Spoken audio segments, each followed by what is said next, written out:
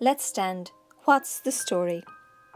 Well, once upon a time there was a small, quiet, shy girl, a middle child. She loved thinking and poetry. She always knew she had something to say, but at that time there weren't many opportunities to express yourself through speech.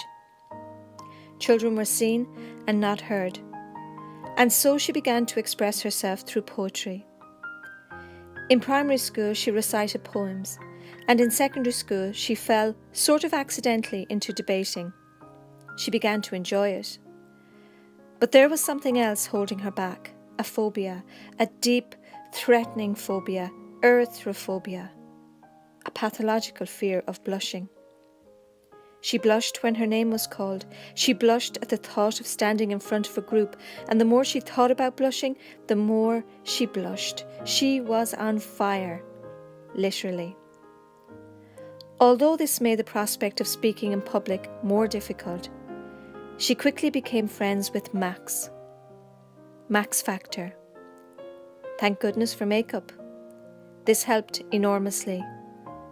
This makeup mask, a concealer, paradoxically helped her to find and reveal her voice. As she grew and travelled, she saw the huge learning and promotion opportunities and benefits public speaking provided to her throughout her life. It opened up the world and a world of opportunity to her. She spoke up for herself and others on many occasions. She spoke at her own wedding, and at age 16, she spoke at her mother's funeral. Over the years, she encountered many adults who said to her, "I can't do it. Don't ask me, I just can't do it. I'll fall apart, I'll make a fool of myself, I'd rather die." They weren't talking about bungee jumping, Russian roulette, or jumping out of planes. They were talking about speaking in public. Highly competent, highly qualified, generally well-rounded adults with so much to share, scared to death of speaking in public. What had gone wrong? What continues to go wrong? She went on to become a primary school principal, a teacher and a parent, and became increasingly more worried about what this widespread fear of public speaking might mean for her children. Why are we waiting for an inevitable fear of public speaking to take root? Shouldn't we be empowering our children now, while we can? World-renowned clinical psychologist Jordan Peterson states, "Articulated speech is the highest faculty of the human being." What can we do to enable and empower our children develop this faculty as early in life as possible? This once quiet, shy girl believes that speaking and listening skills are essential for success in both learning and life. She believes that if children learn and are regularly given the opportunity to practice the skills of listening, evaluating and speaking, this will lead to more respectful and peaceful negotiations between world leaders in the future, contributing ultimately to world peace. Furthermore, she believes every child has something important and worthwhile to say. They come to school at age 4 or 5 already speaking and loving the sound of their own voice. This is a strength we can build on. We can achieve a fairer, more just society if people from all backgrounds are empowered to speak their truth and express themselves clearly, confidently and competently from as young an age as possible.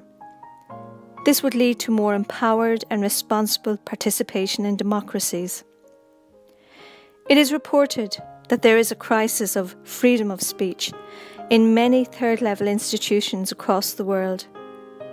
The cornerstone of democratic societies, this human right, the ability to express oneself, exchange ideas, agree, disagree respectfully, is something that all children can become proficient in if given the opportunity, the guidance, and the framework in which to develop the related skills of listening, evaluating, and speaking.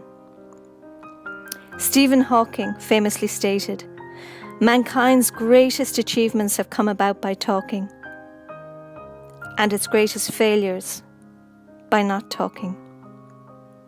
All we need to do is make sure we keep talking.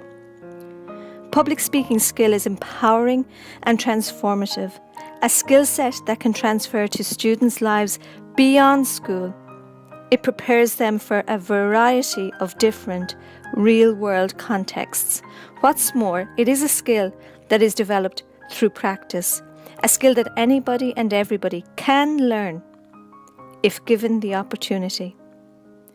That once quiet, shy girl who created the Let's Stand program to train children in the skills of public speaking is me. And all of this is why I believe every child in primary school in Ireland and across the world should be given the opportunity to develop these skills.